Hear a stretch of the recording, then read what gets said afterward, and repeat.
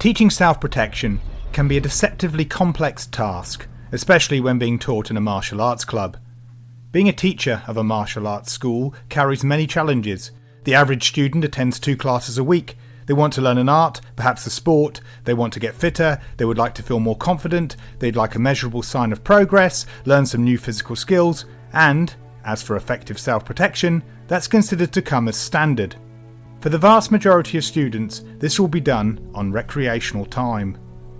Effective, practical and efficient self-protection is largely made up of solid personal security behaviours.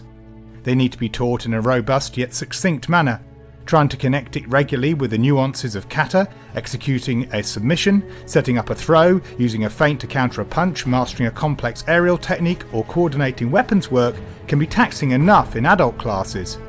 Imagine matching that to the unique demands of children with all their widely varying degrees of mental and social development.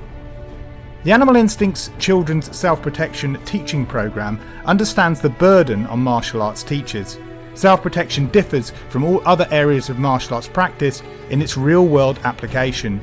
Although many martial arts were born of self-protection systems or offer huge attributes to self-protection, most have far broader goals.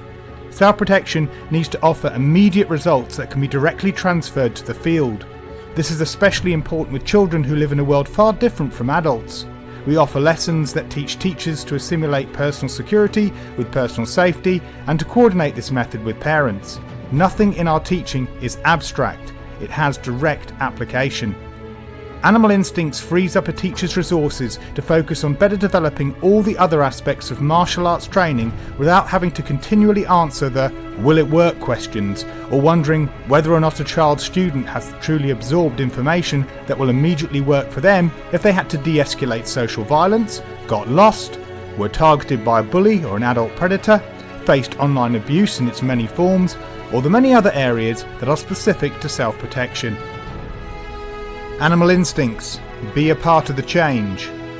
Let's make the next generation safer and happier. Register now.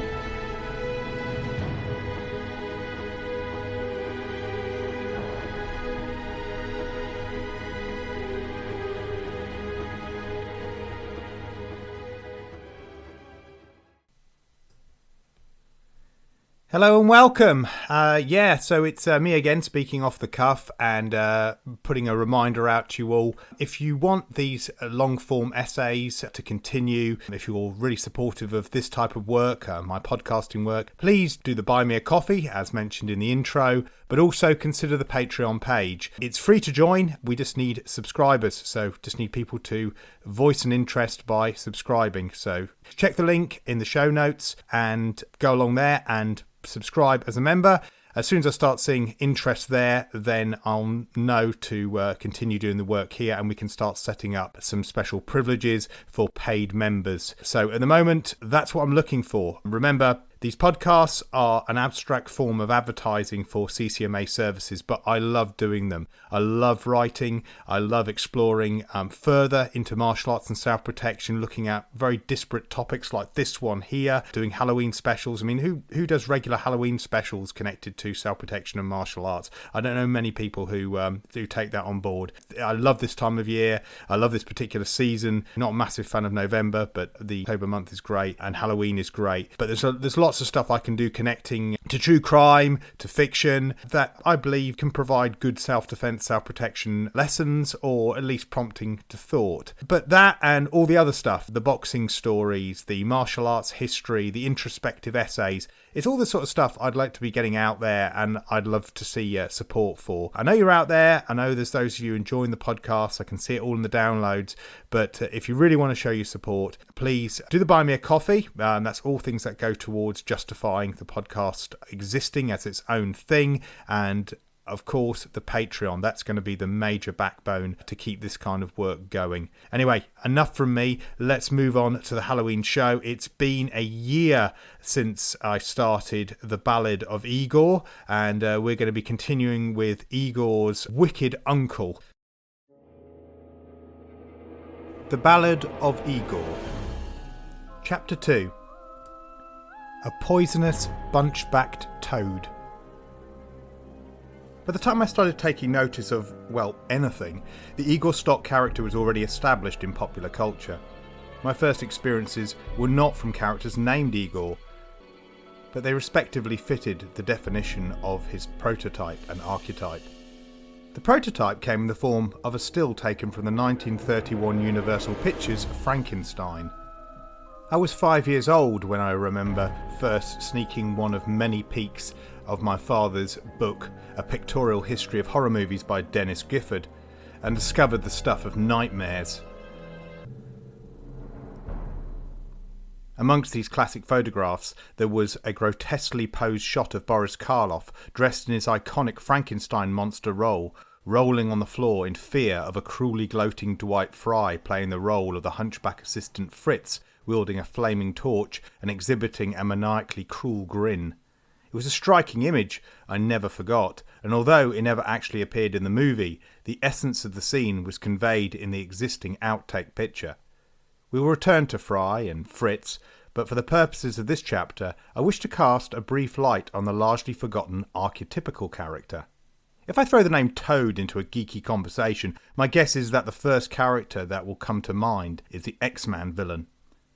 This character might actually be considered an Igor stock character, at least in his earliest form. Up until Wushu and Northern Kung Fu exponent Ray Park took on the role in Zack Snyder's X-Men motion picture of 2000, Toad clearly fitted this particular mould. He was a servile lackey to Magneto, who he called Master. Given his character had shades of Quasimodo and his backstory revealed an upbringing of abuse that contributed towards his obsequious nature, he will be worth revisiting later when we take a closer look at the Igor archetype and how it relates to both interpersonal and intrapersonal self-protection. Despite being a fan of Marvel Comics before I could read, this wasn't the first character called Toad in my childhood memory. The guy I recall came from an obscure and largely forgotten animated series called Drakpak, produced by the Australian arm of Hanna-Barbera. Only lasting 16 episodes that were first released in 1980, it made it to the UK in 1981. The series focused on the adventures of three teenagers who were the descendants of the Universal classic monsters. For some reason, Count Dracula, in the story, decided to atone for the evil of his generation by becoming a big good boss who manages the aforementioned teenagers of the Drakpak as the superheroes. Drac Jr., his great-great-nephew, could change from a human into a vampire, and likewise his colleagues, Frankie and Howler, respectively changed from adolescents to the Frankenstein's monster and the Wolfman. They transformed using one single, very memorable and reused sequence after clapping their right hands together and shouting, "Wacko!" Their arch-nemesis was the blue-skinned evil genius Dr. Dredd, voiced by Hans Conried, better known for playing Captain Hook and Mr. Darling from Disney's animated Peter Pan, but here doing an impersonation of Paul Winchell's Dick Dastardly.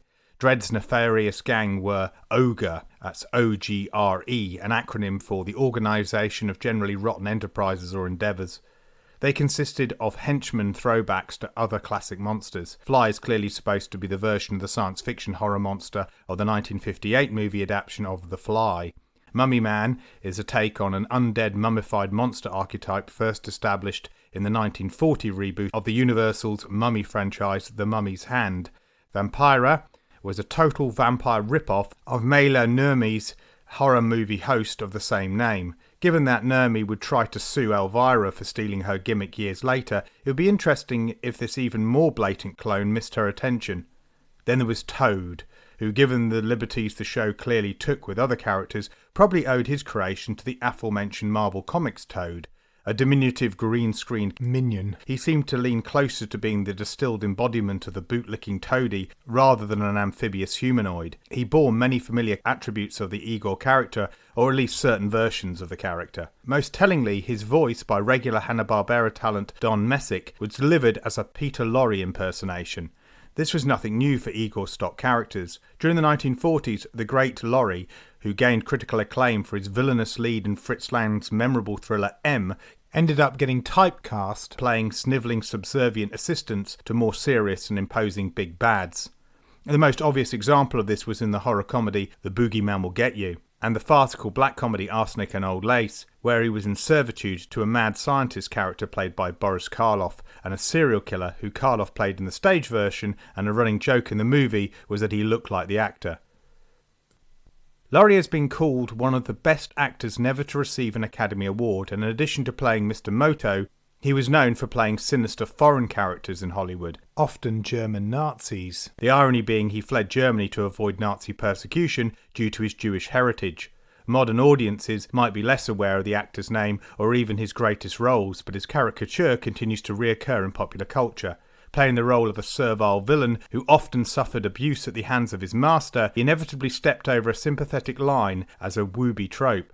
Woobies are characters that audiences feel sympathy for due to the pain they suffer from external sources. Laurie's caricature extends beyond that of the put-upon henchman. Looney Tunes promoted the Laurie caricature to that of a big bad in the form of an evil mad scientist, Dr. Laurie, the most blatant homage to the actor imaginable in the 1946 and 47's animated shorts Hair-Raising Hair and Birth of a Notion. Likewise, Ren Hoke, the emotionally unstable and psychopathic anthropomorphic chihuahua of the Ren and Stimpy show, is another Peter Lorre voice imitation that plays a dominant role.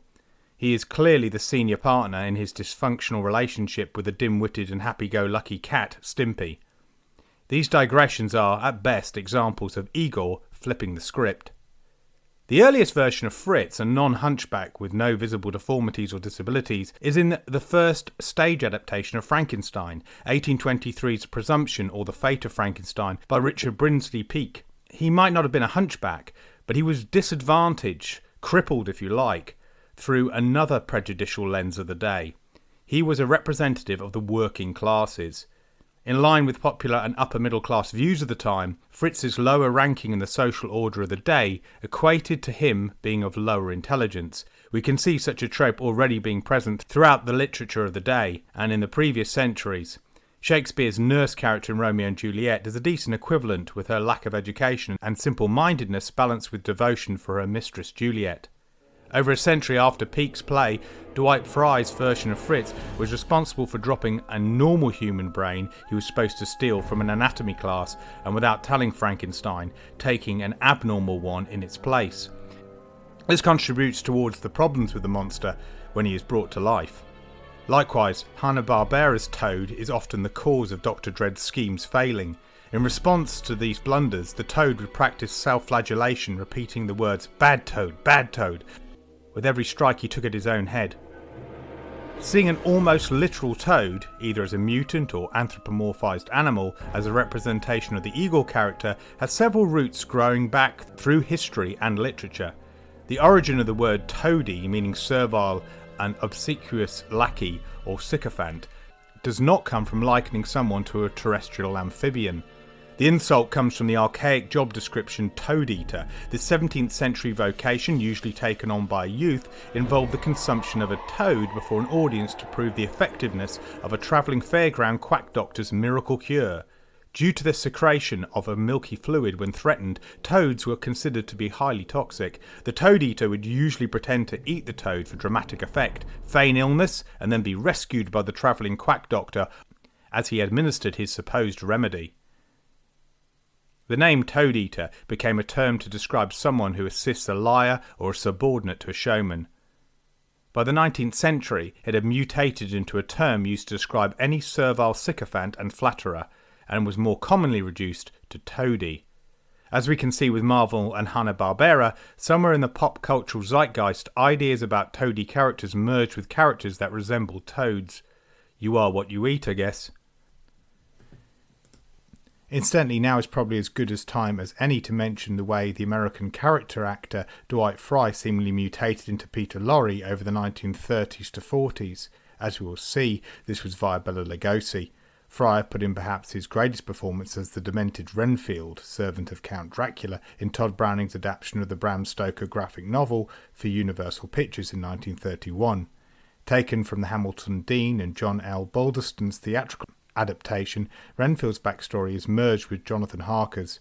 Slightly foreshadowing what would happen in movies like Alfred Hitchcock's Psycho, Renfield is introduced as the film's heroic lead, only to be terrorised and turned into Dracula's slave, eating bugs and smaller life forms in the ambitious pursuit of being made into a full vampire. His crazed performance, complete with signature mad laugh, almost steal the show from Lugosi in his most iconic role. This admirable performance, showing a duality of roles, which should have landed Fry a Jekyll and Hyde lead part and other more demanding opportunities, inspired Universal to hire him for their monster blockbuster 1931's Frankenstein, directed by James Whale. Here, Fry only occupied the early scenes playing the latest iteration of the Fritz character. Having been introduced a century earlier in the stage play, Presumption or The Fate of Frankenstein, he was a character not present in the book or in any shape or form. By the time Fry took on the role, he had been changed into a sadistic and foolish hunchback assistant. Although Frankenstein briefly mourns his death at the hands of the monster, audiences have little sympathy after they have seen him needlessly torment and torture Boris Karloff's character with lit torches and a whip. Fry would return in a version of the role, actually two characters who were merged into one through ruthless editing in The Bride of Frankenstein. Here he plays the murderous Karl, who is in the employ of Dr. Pretorius, the main antagonist of the sequel.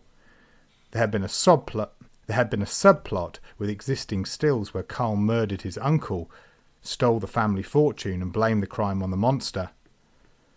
Fry did continue to get regular work with Universal and stage work. However, he was somewhat typecast as a villainous subordinate, which is a shame given his range. He died aged just 44 in 1943. However, his performance as both Renfield and Fritz in Dracula and Frankenstein clearly left their mark on what would become the Igor stock character. The constant master addressing comes from Renfield, but would become very much a part of future Igors. Maybe had something to do with some partial physical similarities or the henchman roles both men took, but somewhere in the 1940s, Laurie began leaving his impression on the roles that Fry had played.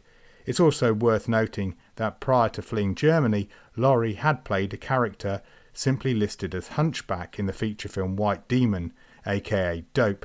He passed a screen test with MGM and scored highly in a fan poll to play Quasimodo in a 1937 adaptation of The Hunchback of Notre Dame that was never made.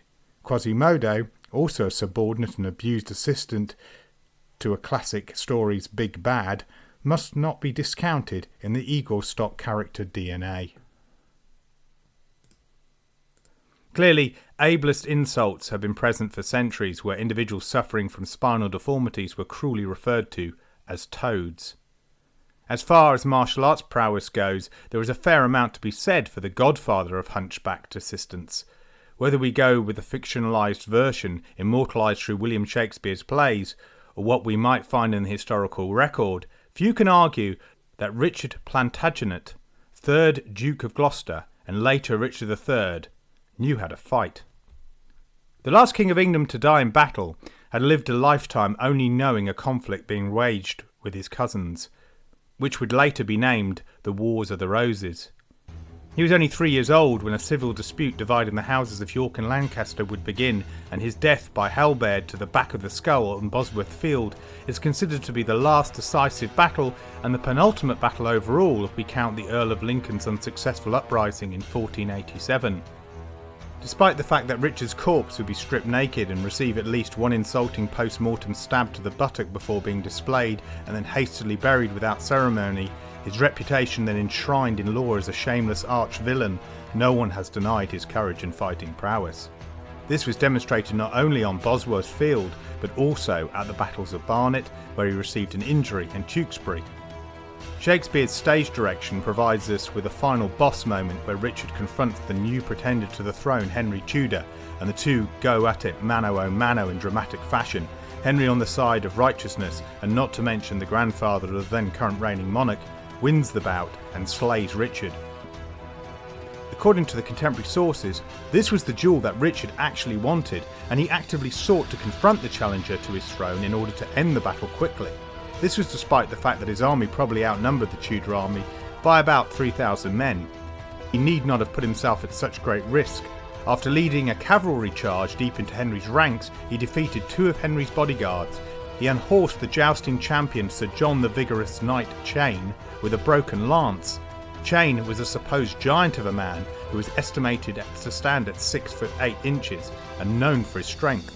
After single-handedly killing Henry's standard-bearer William Brandon, he came within a sword's length of the Tudor pretender to the throne, before his horse became stuck in the marsh, where he was totally surrounded and overwhelmed by Lord Stanley's men. After the discovery of Richard III's skeleton in 2012, confirmation of its identity in 2013 and reburial at Leicester Cathedral in 2015, the story of his spinal deformity were also somewhat laid to rest. Richard was portrayed in Shakespeare's plays and associated media as an individual suffering from severe kyphosis. This is the condition most commonly associated with the derogatory term hunchback. He is usually shown to be walking with a severe limp, dragging his foot in a manner popularised by the Universal horror sequels of The Mummy. In the play, Shakespeare has him describe his arm as, quote, like a blasted sapling withered up, unquote, when he accuses his dead brother's wife of bewitching him. Yet, despite these fictional physical disadvantages, Richard is portrayed as a capable warrior. Skeptics of the Tudor myth, sometimes proudly self-labelled as Ricardians, have disputed many negative portrayals of Richard, including the extent of his physical deformities. Before the exhumation and examination of his skeleton, a project the Richard III Society part-funded, some researchers and fiction writers went as far to say that Richard had no physical deformities whatsoever. This belief was based on the evidence that an X-ray of the Royal Collection's famous portrait of Richard III revealed the picture had been altered to show the king to have uneven shoulders. The date of the painting in question is not known for sure, but most likely commissioned decades later after Richard's death and into the reign of the Tudors. It is theorised that the picture was based on a now lost portrait created during Richard's reign. However, it was also pointed out that regardless of any later changes made to this derivative painting, another portrait created around the same time also showed the uneven shoulders, and there was no evidence this picture had been altered. This seemed to be supported by contemporary reports prior to the Tudor myth that stated his right shoulder was higher than his left. The exhumation of the skeleton largely put the arguments to rest. There was a clear deformity in Richard's spine. However, he did not suffer from kyphosis, but scoliosis.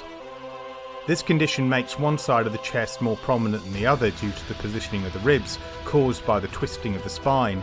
Unlike kyphosis, it would not have given him a hump, but again backed up the claim regarding his right shoulder being higher.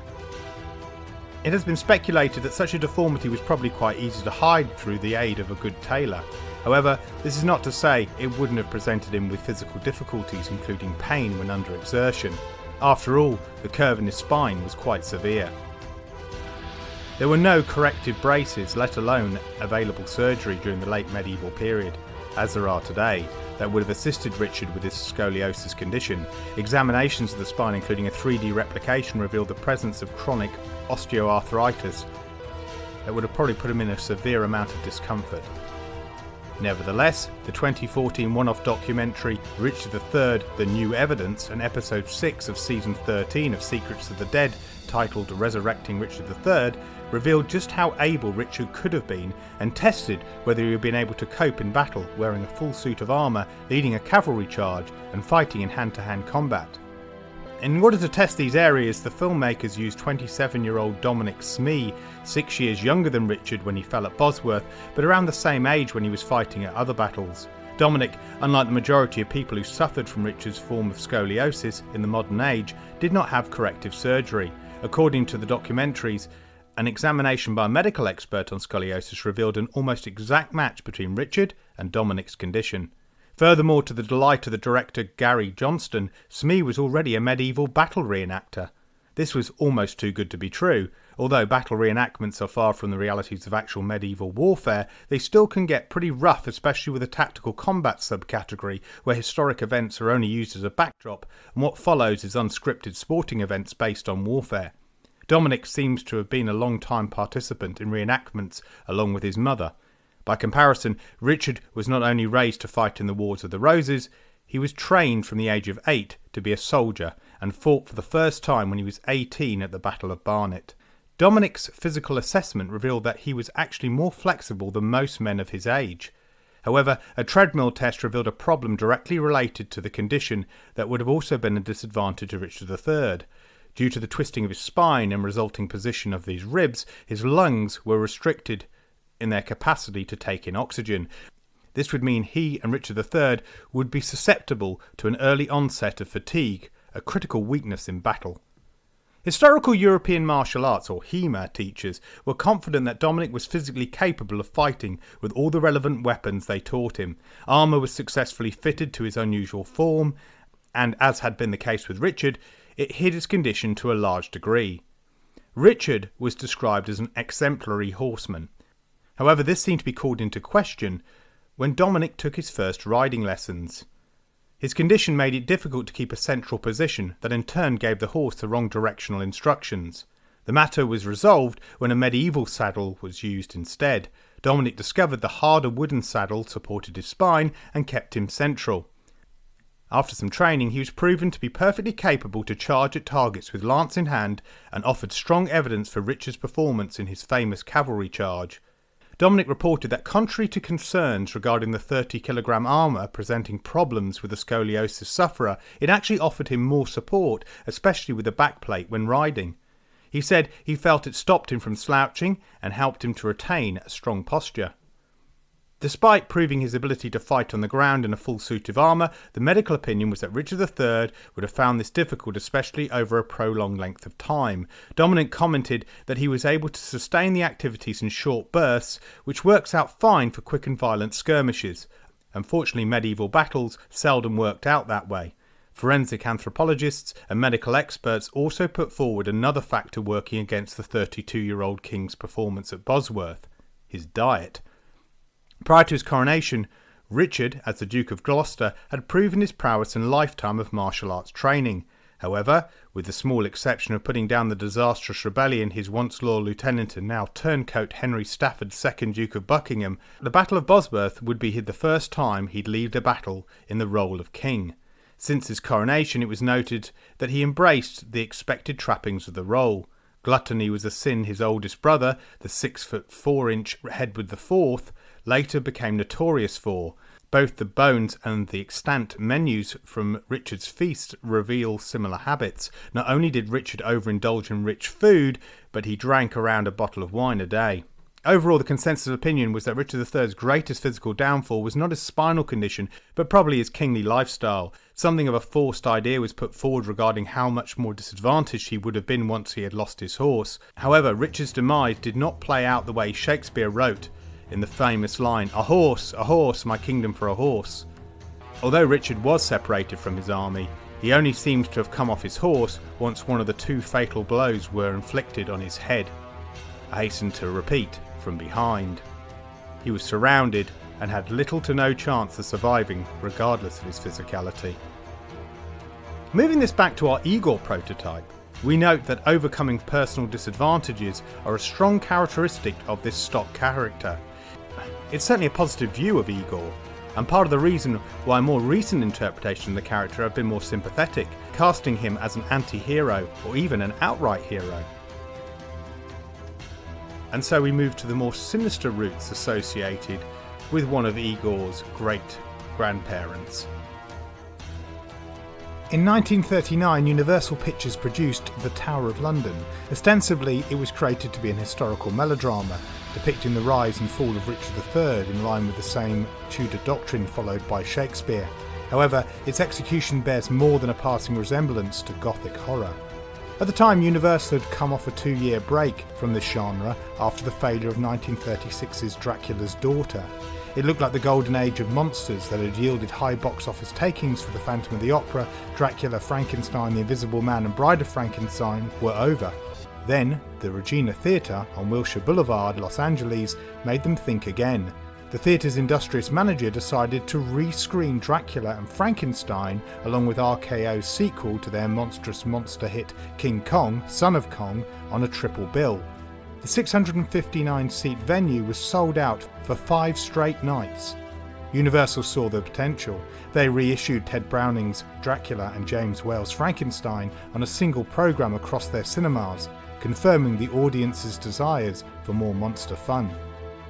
Seeing the comparative success of Bride of Frankenstein to Dracula's Daughter, Universal decided that the Frankenstein franchise was a surer bet and announced the production of Son of Frankenstein. After the tragic demise of Colin Clive, aged just 37, Universal needed a new actor to take on the Dr. Frankenstein role and cast Basil Rathbone in the titular son role. Rathbone had been an enthusiastic theatre actor with experience in Shakespeare and had a commanding presence. However, it was his martial arts skill with a sword that aided him most in securing strong roles on film. A two-time British Army fencing champion, Rathbone appears to have also been schooled in historic swordsmanship as well as the more mainstream sporting version. He often discussed fencing from the perspective of a real-life fight, far removed from the Olympic sport of today, often commenting on his assessment of various actors' abilities to defend themselves. It's worth remembering that Rathbone's fencing training was pretty close to the time when fencing and boxing were completely separated. With swashbuckling films remaining popular since the silent era and throughout the 1930s talkies, Rathbone was perfectly placed as the British accented villain that would engage Hollywood's current A-list heartthrob in a memorable duelling set piece. The fact that Rathbone was a decent actor meant he could support such weighty parts as Tybalt in Romeo and Juliet. His clashes with Errol Flynn in Captain Blood and the Adventures of Robin Hood would become the stuff of cinematic history. No doubt keen not to be typecast as a villainous swordsman, taking on the role of Wolf Frankenstein appeared to be a good transitionary acting career choice. Although not a completely heroic part of the job description after all is to inherit the family madness, he was the lead and saves the day at the end, with a characteristic swashbuckling swing on a chain to knock Boris Karloff's monster into a pit of molten sulphur, even if he's partly responsible for the trouble in the first place. Son of Frankenstein is certainly a major part of the history of Igor, but for now, it's worth mentioning for its influence over the Tower of London. Released the same year as Son, Rathbone hit a double-header by landing the lead again.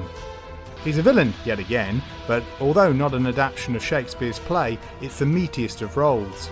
Interestingly, the filmmakers opted not to further exploit Rathbone's fencing prowess in this role, and rather than following the Bard's lead by staging the historically inaccurate duel between Richard and the future Henry VII, Richard is felled by a battle axe to the skull whilst trying to remount his horse. Rathbone wasn't quite done with playing the dueling villain though. A year later he would give the Mark of Zorro its memorable climactic fight with Tyrone Power in the lead role, again regulated to the role of henchman. 16 years after that, Rathbone, having grown tired of his recent typecasting as Sherlock Holmes and depressed over the death of his Dr. Watson co-star Nigel Bruce, sent up his old swashbuckling villain stereotype one last time in dramatic fashion. On this occasion, his antagonist was Danny Kaye, playing the lead role in The Court Jester, who Rathbone complimented on his ability to learn fencing. Unlike many martial arts actors whose faded skills become evident when they are past their prime, Basil Rathbone's swan-song duel with Kaye is an impressively lengthy and athletic encounter. Back to his role as Richard in 1939, and the film's place as a horror film is further justified by the presence of the score, which was lifted from Son of Frankenstein, and the appearance of Boris Karloff. Having played alongside his fellow Brit in Son, performing as the monster for the final time, Karloff now played Richard's grim-faced lackey, the club-footed executioner Maud. One might argue that we're getting a rare early occasion of an Igor having his own Igor. Over 2,500 years ago, the philosopher Heraclitus famously noted that the only constant in life is change. The truth of these wise words were reflected by the celebrated 18th century historian Edward Gibbon when he warned, "All that is human must retrograde if it does not advance." Our attitudes are changing towards our relationship with violence. Post-COVID has seen violent crime more than double than pre-COVID when it was already on the rise. There is a growing awareness that measures need to be implemented to handle violence in the workplace. Some states and some countries are even implementing laws to force employers to put in suitable prevention measures.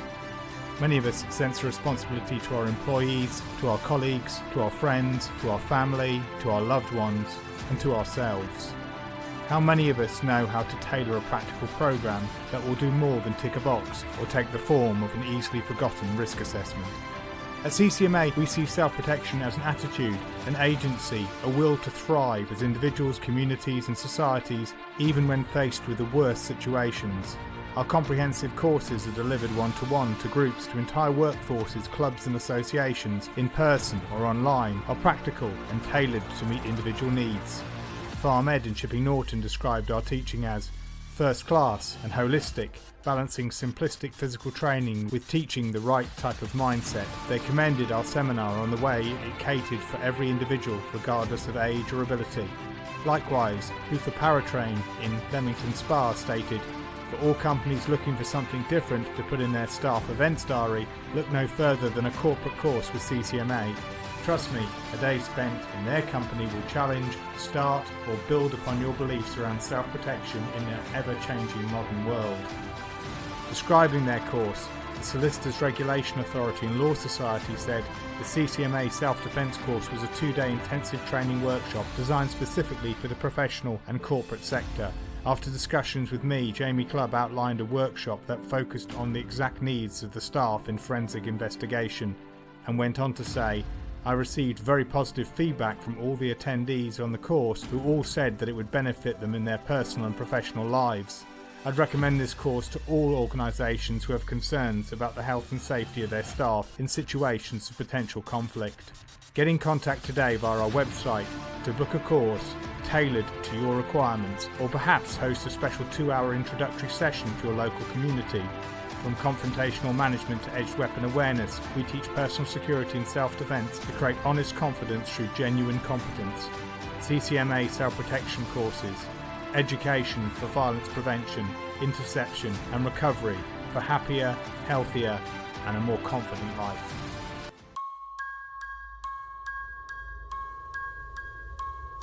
Nepoticide strikes me as a word that would wrongfoot many a Scrabble opponent, harshly establishing a level of smarmy superiority for the person who dropped it to shouts of, "That's not a word," and "Which dictionary are we using to decide this?"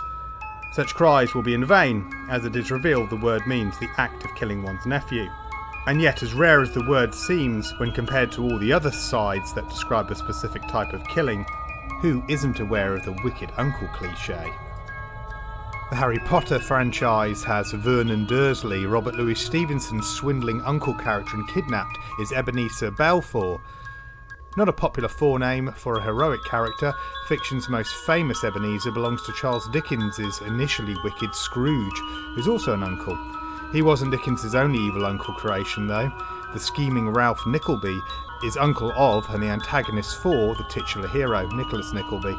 Then there is Uncle Silas and Sheridan Le Fanu's, well, Uncle Silas. And who could forget Scar from Disney's The Lion King? There's some dispute over the film's story origins, but one of its regularly cited influences was William Shakespeare's play Hamlet. The evil murderous uncle that in part inspired Scar was Claudius, who poisons his elder brother and takes the throne ahead of his nephew, Hamlet. However, besides the fact that both Simba and Hamlet end up killing the villainous younger brothers of their fathers, further comparisons with the two works are pretty thin. The Lion King is more of a coming-of-age story relating to taking responsibility, more connected to Henry IV Parts 1 and 2 than Hamlet, which is more a philosophical and introspective tragedy exploring such complex themes as doubt, action and inaction, mortality and madness.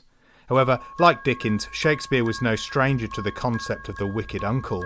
Often considered to be the fictional male equivalent of the evil stepmother, wicked uncles were usually usurpers who felt they were better placed to rule than their elder brothers. Such machinations were not unheard of during dynastic struggles, so writers had plenty to pull from in actual history. In Act 5, Scene 6 of Henry VI, Part 3, Shakespeare gives us one of the greatest reveals in dramatic history. The King Henry of the title receives an unwanted visitor in his Tower prison. Just fresh from aiding his two brothers in stabbing Henry's son, Prince Edward, to death, Richard is insulted by Henry. Up to this point in the play, little attention has been paid to the Richard character's physical appearance. Now, Henry lets fly at his twice usurper's youngest brother, describing the pathetic fallacy that heralded Richard's birth, a tree-rattling storm raging, and yet somehow the shrieks of an owl, the cries of a night crow, and the howling of a dog could all be heard. The deposed king describes Richard as an undigested and deformed lump at birth. He prophesies the misery that will be inflicted upon many because such a baby had not died. Teeth, Henry tells Richard, hadst thou in thy head when thou wast born, to signify thou camst to bite the world, and if the rest be true, which I have heard, thou camst... He's interrupted by Richard, who proceeds to stab him to death. We now get the grabber for Shakespeare's triumphant third sequel to the phase of what would later be reframed as the history cycle. In a melodrama that contains more battles than any of Shakespeare's plays, and some of its longest soliloquies, Richard turns to face the audience and finally reveals his plans to take the throne. In a theme that will underpin Richard's motivations, qualifying the nature argument over the nurture one for crime, we hear now that Richard was a breached birth. There's a superstition connected to this type of birth. For example, in Angela Carter's werewolf short story, she lists the idea that a blue-eyed child born feet first on St. John's Eve will have second sight. In the film based on this short story and others, The Company of Wolves, the granny character, played memorably by Angela Lansbury, describes a feet first baby to be a sign of a future werewolf. Richard does not go into deep descriptions of his physical deformities, as he will at the beginning of the next play, Richard III, but confirms Henry's fears and prophecy, that he was born with teeth, which signified that he was expected to snarl and bite like a dog. Macbeth might be Shakespeare's most obvious allusion to the horror genre, and Titus Andronicus his most gory and bloodthirsty play. But Richard III gave us the most monstrous villain, and besides the weird sisters, the most obvious horror villain archetype. Personally, I think Iago from Othello is his least redeemable antagonist, but this is a discussion for another day. Richard is monstrous because of his capabilities and the fact that he would be a force for good, but chooses to be evil. He is the embodiment of the Machiavellian archetype, cunning, ambitious, duplicitous, pragmatic, scheming, and ruthless. History can pretty much confirm that the real Richard did not kill Henry VI. He was away at the time. There's no evidence outside of Tudor sources that he and either of his brothers killed the captured Prince Edward either. All contemporaneous sources point towards Edward being killed in the Battle of Tewkesbury. At the end of Henry VI Part 3 and the beginning of Richard III, George, Duke of Clarence, becomes a victim of Richard's machinations. Seeing him as an obstacle to his path to the throne, Richard sets their eldest brother Edward IV against him and then has him assassinated in the Tower of London by being drowned in a butt of Malmsey. Whilst it's true that Clarence was killed privately, and there was a contemporary rumour he was drowned in wine, some say a method of execution he chose, King Edward did not need to be convinced by his youngest brother Richard that their middle brother was a traitor. Clarence had proven to be mentally unstable throughout the Wars of the Roses, even siding with the Lancastrians at one point before switching back and then continued to overtly undermine and plot against Edward. Edward even personally prosecuted his brother at his trial for treason and demanded that Parliament pass a Bill of Attainder against Clarence.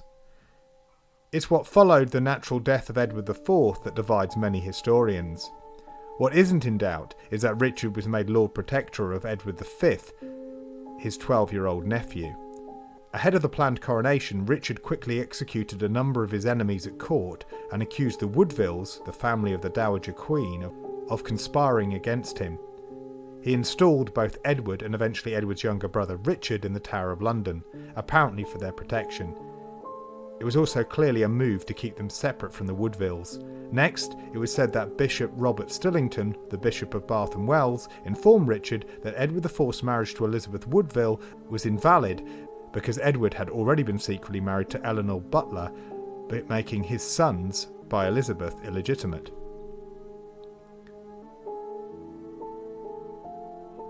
That summer of 1483 saw both the two princes publicly declared illegitimate and a petition from the nobles and commons to ask Richard, Duke of Gloucester and Lord Protector, to assume the role of King of England. Richard agreed.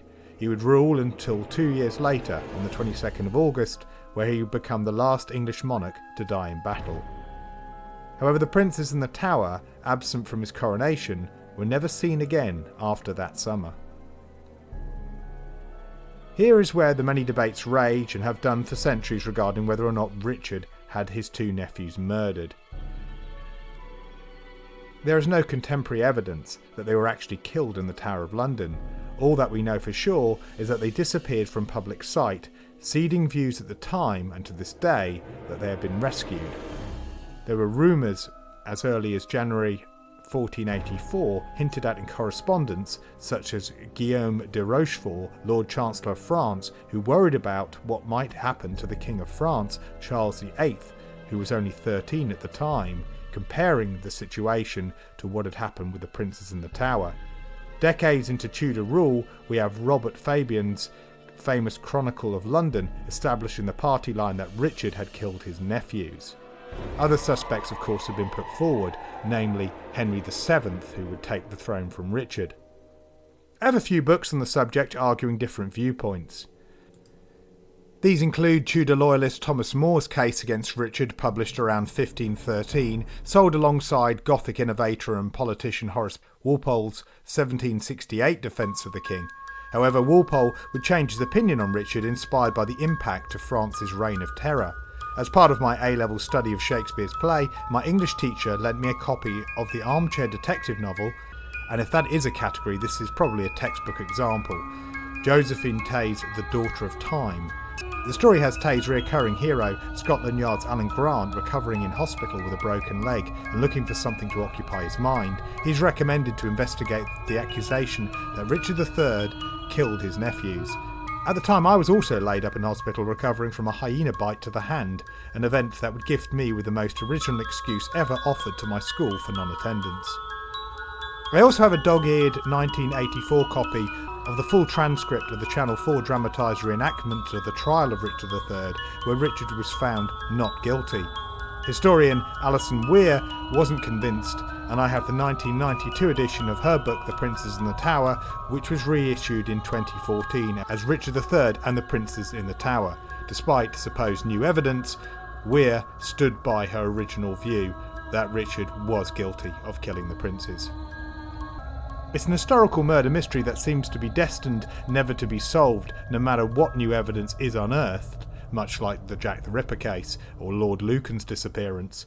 However, one thing appears to be sure. The Richard III of history is quite different from Shakespeare's villain, who, like his version of the real historical Scottish King Macbeth, should be considered to be a separate fictional character. Such a character clearly influenced the 1939 Universal film, as well as the 1962 Tower of London starring Vincent Price as the villainous Duke and later King. Price would partly reprise the role in 1973's comedy horror Theatre of Blood, which is something of an overlooked prototypical slasher movie. Price played a humiliated theatre actor, Edward Lionheart, who murders members of the Theatre Critics Guild one by one in the style of the Shakespeare plays of his last season, which included Richard III. This film puts forward the greatest case for Shakespeare having a role in horror, and Vincent Price is brilliant in the lead as he gleefully hands it up. Also, fans of martial arts fight scenes might be entertained by the acrobatic fencing scene when Lionheart attempts a Romeo and Juliet style assassination. If you want to stretch martial arts connections even further, there's also Diana Rigg playing Vincent Price's co-star. The great Miss Rigg should be remembered as probably the first female Westerner to exhibit Kung Fu on British television in the Avengers TV series in the 60s. A callback to Martial Movie Massacre, which in part I think this Igor series is certainly a close relative. Richard III isn't just Igor's wicked great-uncle. After all, that's just a construct I manufactured for the purposes of this podcast series. Although Niccolo Machiavelli was not a contemporary of Shakespeare and none of his works have been translated into English during Shakespeare's life, his ideas were in regular circulation across Europe, extending into Britain. Machiavelli was a hugely influential diplomat, author, philosopher and historian of the Renaissance era. He was a senior official in the Florentine Republic, and many of his ideas helped shape his era, and many argue continue to do so to this day. However, his most famous work, The Prince, where he holds up one of history's most unscrupulous icons, Cesare Borgia, as a model for his ideas, is a source of much controversy. Some argue the work is a straightforward treatise on realistic and pragmatic politics, whereas others see it as a handbook for tyrants to seize and maintain power. This is where we get the term Machiavellian. It's almost always a negative connotation, used to describe theatrical and real people, and Machiavellianism is the least referenced condition of the Dark Triad. We've covered it a few times before, most notably in The Way of the Wolf on this podcast, but the shorthand is that the medical term was first coined by psychologists Richard Christie and Florence L. Geertz to describe patients who displayed, quote, interpersonal manipulation, indifference to morality, lack of empathy, and a calculated focus on self-interest, end quote. It's been argued Shakespeare's plays from 1595 to 1600 were his Machiavellian moment, where the ideas of Machiavelli were put across, argued and critiqued. However, I would contend that the scheming and manipulative characters of Iago from Othello and Edmund from King Lear also fit the Machiavellian villain mould. These two were of course produced a few years after this period. Nevertheless, Richard III is the man most often cited as the exemplification of Shakespeare's embodiment of Machiavelli's Prince. Richard's most obvious fictional inheritors include Frank Underwood, perhaps the best modern-day version of Shakespeare's Richard III, sans aesthetic or physical disadvantages, from Michael Dobbs's political thriller House of Cards, and Sonny Lo Spieco from the gangster film A Bronx Tale. His surname interestingly translates as mirror in Italian. Although a scheming, manipulative puppet master isn't usually the stuff campfire Halloween horror stories are made of, in real terms, few people could be more dangerous. However, not every fictional author would feel compelled to follow Shakespeare's example and embrace the Tudor myth. Long before Disney started making sympathetic villain stories, or Rob Zombie decided the blank evil that was Michael Myers of John Carpenter's slasher film Halloween needed a troubled childhood backstory, Richard III's fiction writing defenders decided to apply some literary balance. The aforementioned Josephine Tay was sympathetic to the case for Richard not killing the princes. Okay, she was 3 years after Rob Zombie's Halloween, but Philippa Gregory painted a very different portrait of the man in her series of historical novels The Cousins' War, especially The Kingmaker's Daughter, and her play, Richard, My Richard, which is written in a Shakespearean prose style. Even the Shakespearean Richard III has received some sympathy in recent times, and not just in reaction to the ableism and beauty bias presented in the Tudor myth narrative. Franny Shepherd Bates, who is the director of the Detroit Public Theatre's signature community program, Shakespeare in Prison, since 2012, has been working several years to produce a book, Richard III in Prison, a critical edition. During an interview she gave to the podcast Shakespeare Unlimited in April 2021, one of Shepherd Bates' ensemble cast and prison inmates explained the empathy she felt for the Richard character. Although speaking through the character of Richard, Shakespeare offers us a nature motivation for his crimes, in a way that is arguably further developed through Edmund several years later in King Lear. The aforementioned cast member puts the case for nurture. During the famous "Now is the winter of our discontent" soliloquy at the beginning of Richard III, Richard describes the instinctive revulsion shown to him by others. He might have described himself as being likened to a dog in the previous play, but in this speech to the audience, we hear how dogs bark at his appearance. The perspective presented by those institutionalised in correctional facilities is that Richard had little choice given the way those around him treated him. Indeed, when faced with opposition, and none of this is better represented than by his three female antagonists, Elizabeth Woodville, widow of Edward IV and mother of the two princes, Queen Margaret of Anjou, widow of Henry VI, and the Duchess of York, Richard's own mother, stylised as furies by Shakespeare like the Greek goddesses of vengeance. His physical appearance is regularly weaponised against him. It is from Margaret that we get the insult, "that poisonous bunchback toad." Such deep-seated hatred that seems to stem from the cot presents a reasonable argument that Richard was shown little kindness throughout his formative years. Indeed, all the prophesying shown by Henry VI before Richard murdered him demonstrates that few people were going to give him a chance. He seemed preordained to be a monster because he physically resembled one.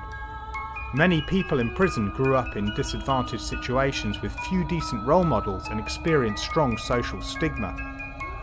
For example, the author Tommy Rattigan, the only known survivor of the child serial killers Ian Brady and Myra Hindley, described a life of crime he only knew growing up on the streets of Hume in 1960s Manchester in his debut 2017 book, A Slice of Bread and Jam.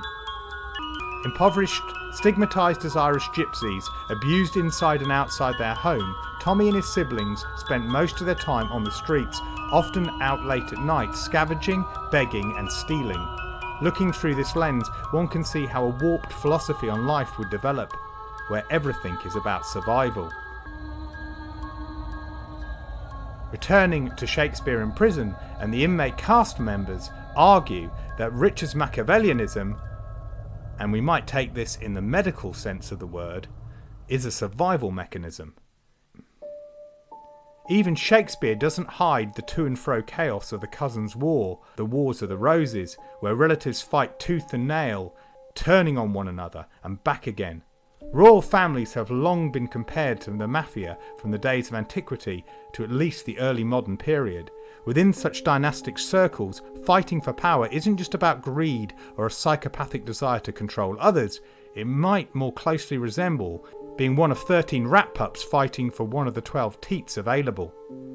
It's easy to see why George R.R. Martin would draw heavily upon this period in history when he wrote his high fantasy saga, A Song of Ice and Fire. And this is demonstrated through the immortal words of the ambitious Queen Cersei. In the Game of Thrones, you either win or you die. Prison hierarchies might also be seen within a similar light, but it is within families where some of the greatest pressures might lie. For centuries, it was not uncommon for different cultures to totally favour the eldest born son, who would inherit the entire family property and wealth. This is never more evident than within the medieval royal family setup.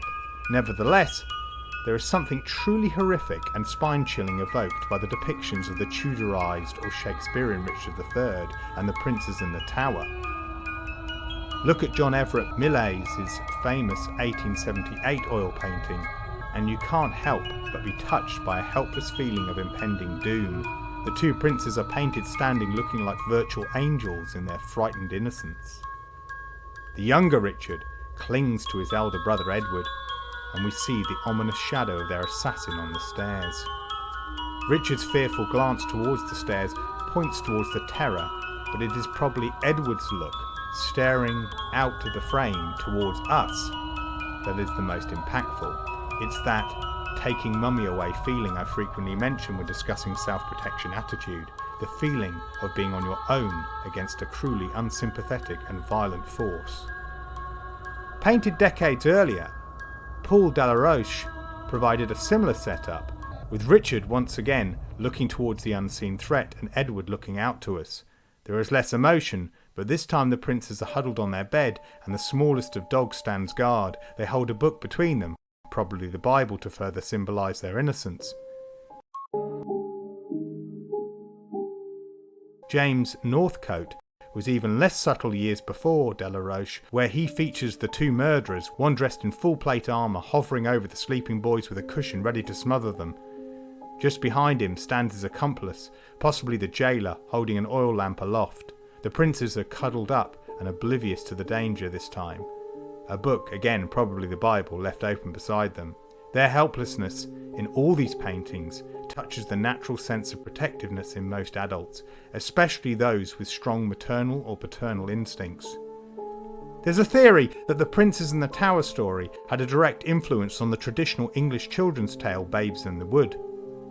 Although it has long been sanitised into a regular pantomime enjoyed by British families for generations, its earliest versions are a tragic tale about two abandoned children who die in the woods. Said children are brought up by an aunt and uncle. In a ploy to claim the children's inheritance, the uncle gives the children to two ruffians to be killed. One of the two ruffians decides he cannot go through with his mission and ends up killing his colleague. He then leaves the children, telling them that he'll be back with food, but he doesn't return. In desperation, the two siblings go to forage in the titular woods, but die, and their bodies are covered by leaves. The uncle is then met out with godly retribution for his evil. The story is sometimes used to describe tragic real-life cases of abandoned children. There is also a view that the story had some relationship with Hansel and Gretel, and later writers have blended elements from the two tales. In self-protection terms, the Richard III influence over the Igor stock character provides us with the danger of the enemy within. Although many Igors are toadies, servile and sycophantic, others harbour their own ambitions. The first Igor to bear the name, albeit with a Y instead of an I, was the Bela Lugosi character in Son of Frankenstein, putting in his best performance since he played Dracula in the 1931 production and on Broadway. An evil shepherd, Igor's physical deformity was the result of a botched hanging.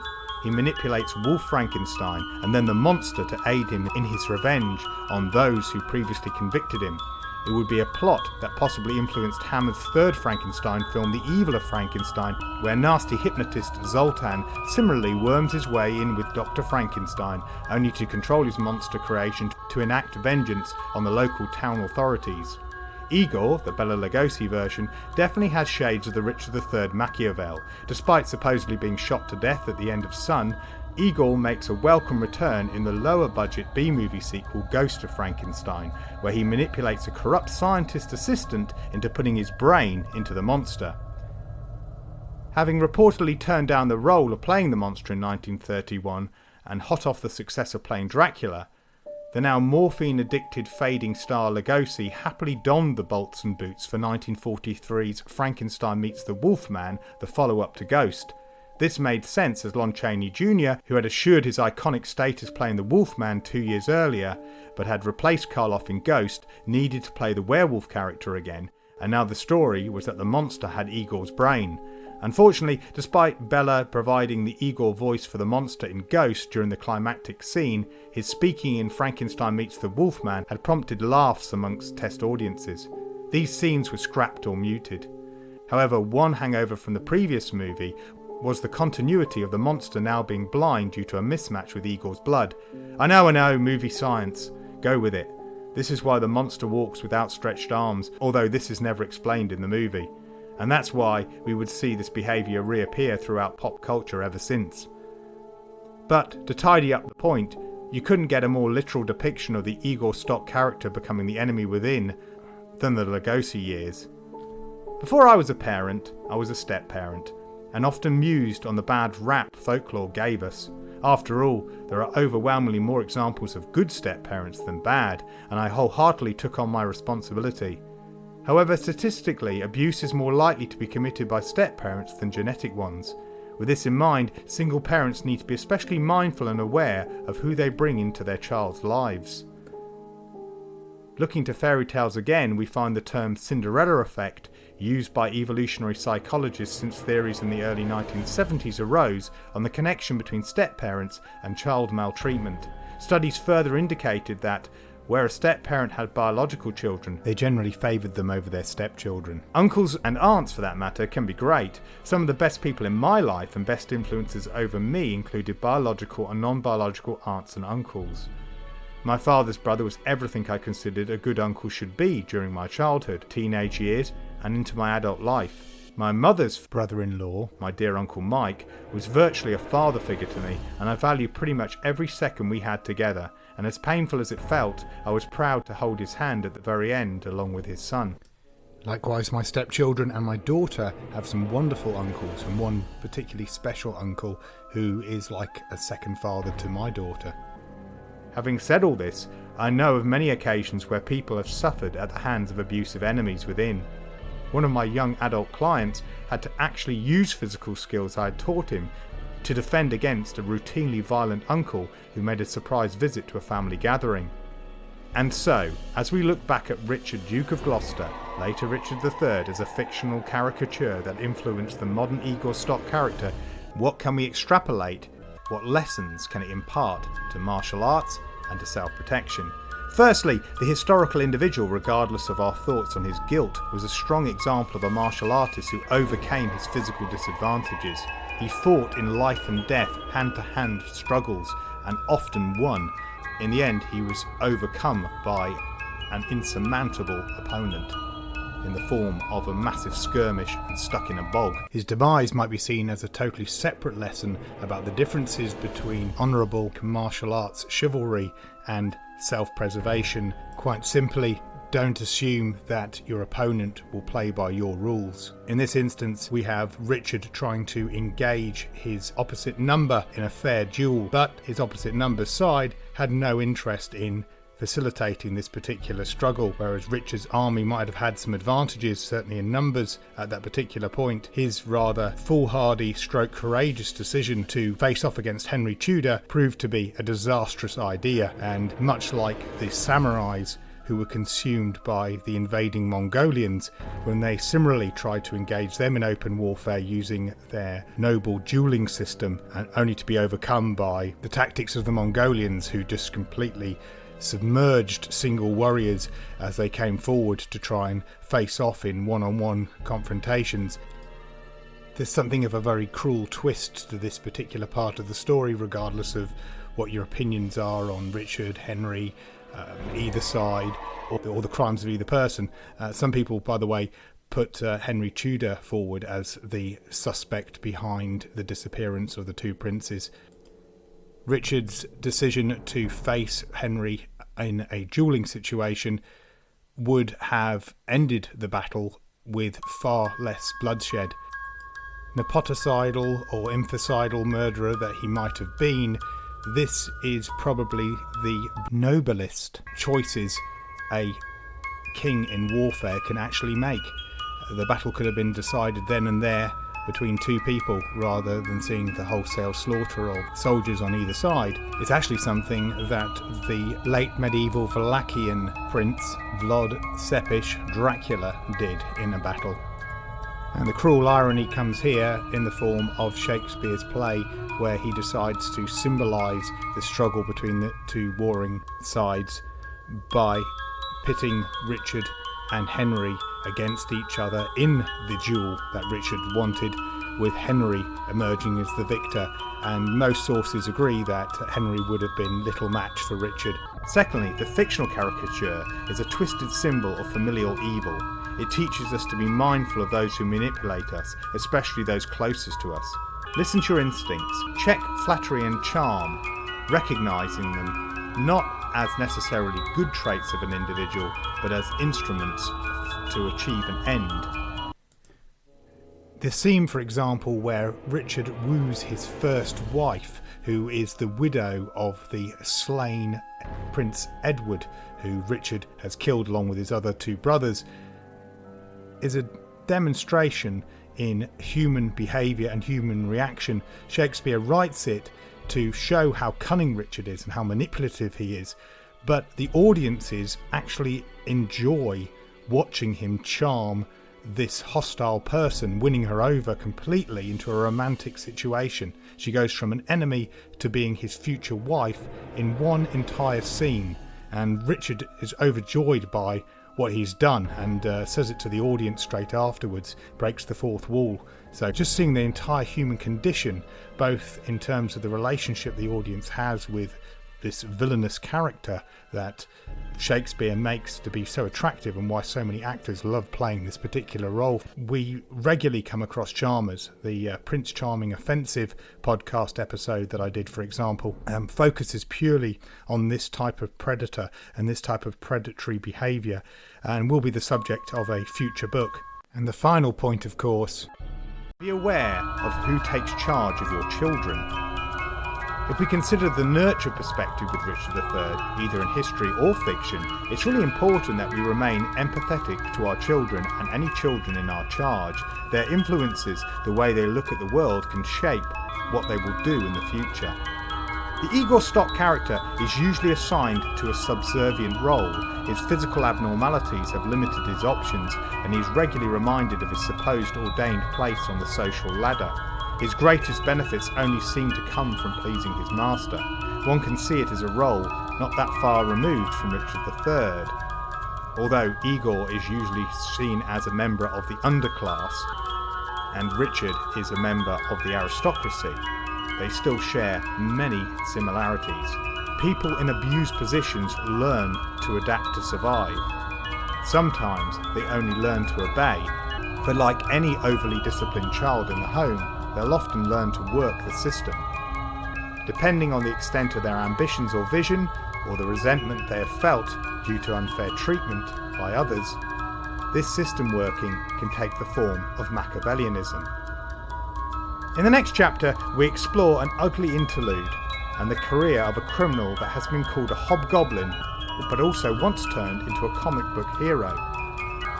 Beginning with beauty bias, we look further into injustice and its consequences as we take yet another line from Shakespeare: determined to prove a villain.